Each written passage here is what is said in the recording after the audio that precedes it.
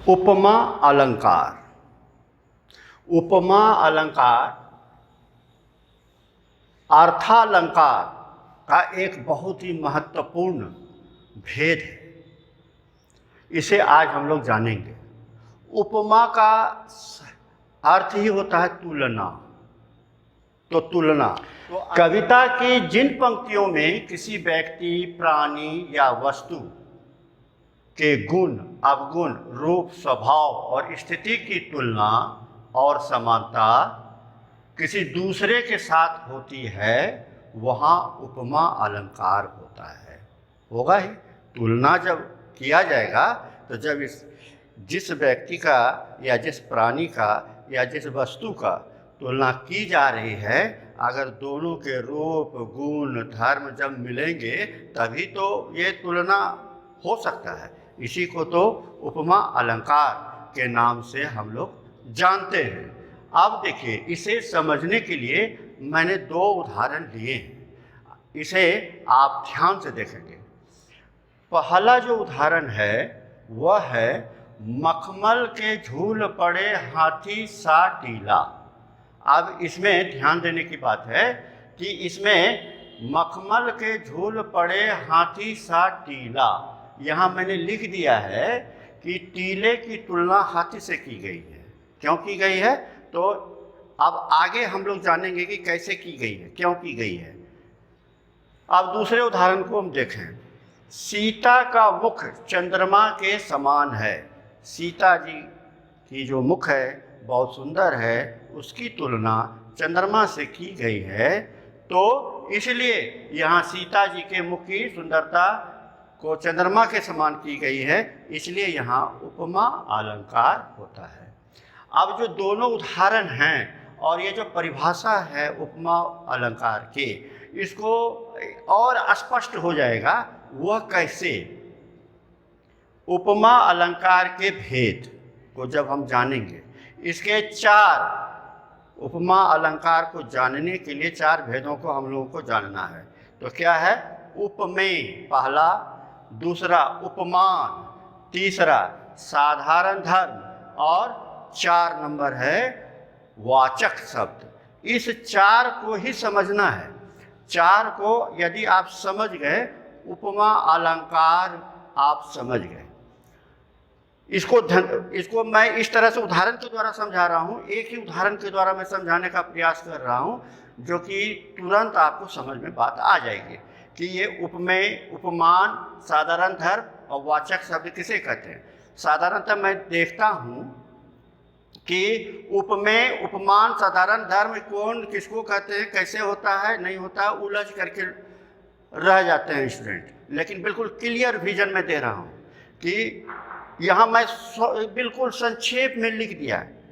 उपमेय जैसे होगा सीधा आप समझ जाएंगे प्रस्तुत विषय, यानी कि अगर मेरी तुलना हो रही है तो मैं जो हूँ वह उपमेय हूँ। मेरी तुलना यदि चंद्रमा से हो रही है, मेरी तुलना यदि राजा हरिश्चंद्र से हो रही है, मेरी तुलना यदि किसी विशेष खास व्यक्ति से हो रही है, तो मैं क्या हो गया? मैं उपमेय हो गया। प्रस्तुत विषय मैं ही हूँ। मेरी तुलना होने वाली है, मेरी तुलना होने वाली है जिनसे। तो ये मैं क्या हो गया? उपमेय। अब मेरी तुलना की गई है तो किससे की गई है? तो डॉक्टर हरिवंश राय बच्चन से। तो ये डॉक्टर हरिवंश राय बच्चन जी क्या हो गए? ये क्या हो गए? तो ये उपमान हो गए। उपमान हो गए। और ये जो तुलना की गई, मेरी जो तुलना डॉक्टर हरिवंश राय बच्चन से क्यों की गई, कुछ तो विशेषता होगी। तो कौन कौन से गुण थे जो कि यहाँ पर, तो उसको मिलने वाले समान गुण। ये भीष्माचार्य जी भी कविता कर लेते हैं और हिंदी बोल लेते हैं, हिंदी को बढ़िया से समझा देते हैं। ये जो कुछ कुछ जो गुण, धर्म और स्वभाव वो डॉक्टर हरिवंश राय बच्चन से मिल रहा है, इसलिए इनकी तुलना की जाएगी। सबसे नहीं की जा सकती है। मैं अब मेरी तुलना श्री रामचंद्र जी से कैसे की जाएगी? ये ऐसा है तो इसको देखेंगे जिनसे ये वही हुआ साधारण धर्म, इसको देखेंगे। अब यहाँ वाचक क्या है कि जैसे उसको जो तुलना क्या है, तो ये कनेक्ट कराने वाले कौन कौन सा चीज़ हैं, ठीक है? तो वो कनेक्टिंग वाले सब चीज़ हैं, जैसे सा, सी, ठीक है, जैसा, समान, ज्यों, तरह, ये सब कनेक्टिंग कर रहा है, तो वो हो गया वाचक शब्द। अब यहाँ पर देखेंगे एक उदाहरण, जो पहला है वह है मखमल के झूल पड़े हाथी सा टीला। अब इसको मैं ये चारों पर सिद्ध करता हूं। कैसे? यहां पर है मखमल के झूल पड़े हाथी सा टीला। यहां टीले की तुलना हाथी से की गई है, इसलिए टीला उपमेय है। टीले की तुलना हाथी से की गई है, तो जो प्रस्तुत विषय है वह है टीला, इसलिए ये उपमेय हो गया। अब किससे की गई है? वो की गई है हाथी से, इसलिए ये जो है मखमल के झूल पड़े हाथी सा टीला में हाथी जो है वह उपमान हो गया है, जिससे तुलना की गई है। तो ये उपमेय और उपमान बिल्कुल स्पष्ट रूप से आप समझ गए। अब यहाँ पर तीसरा जो आता है साधारण धर्म।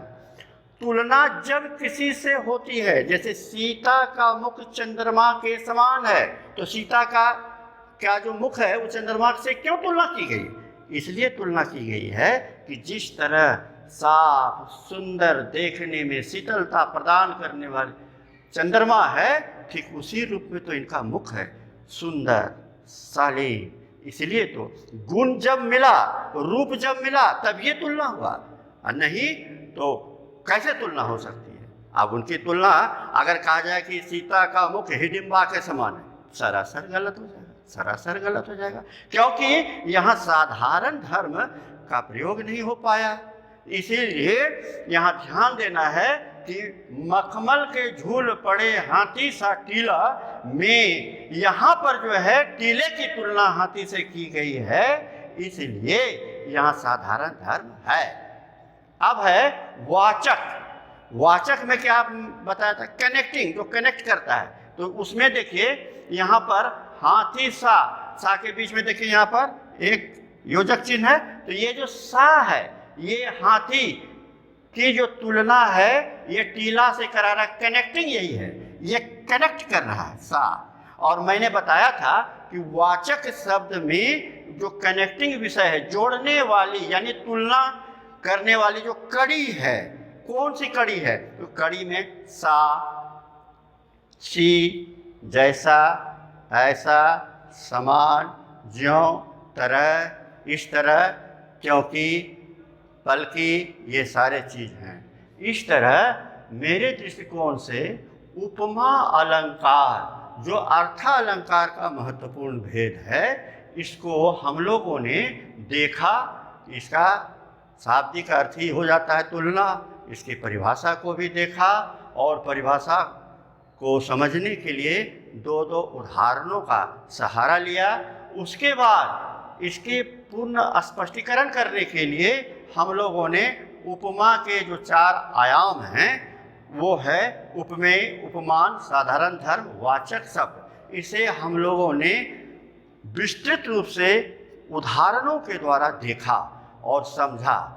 वास्तव में ये उपमा अलंकार से संदर्भित जो प्रश्न हैं, वह चाहे वो बीपीएससी का प्रश्न हो, चाहे सीबीएसई का हो या रेलवे का हो, यानी प्रत्येक प्रतियोगिता परीक्षाएँ जो है स्टेट, सीटेट, तमाम प्रतियोगिता परीक्षाओं में भी इनसे प्रश्न पूछे जाते हैं। विभिन्न प्रतियोगिता परीक्षाओं में भी इनसे पूछे जाते हैं। इन सभी बातों को आपने बहुत ही सरलता से आपने समझा। आपको वास्तव में ये उपमा अलंकार बहुत समझ में आ गया होगा। यदि किन्हीं को किसी प्रकार की कोई समस्या हो तो आप कमेंट ज़रूर करें, सब्सक्राइब करें और लाइक करें। सब्सक्राइब करने से होता क्या है कि आपको मेरे द्वारा बनाए गए किसी भी वीडियो का पहले नोटिफिकेशन मिलता है। इन्हीं सभी बातों को समझाने के बाद आपसे पुनः मिलूँगा अगले वीडियो में। तब तक के लिए धन्यवाद।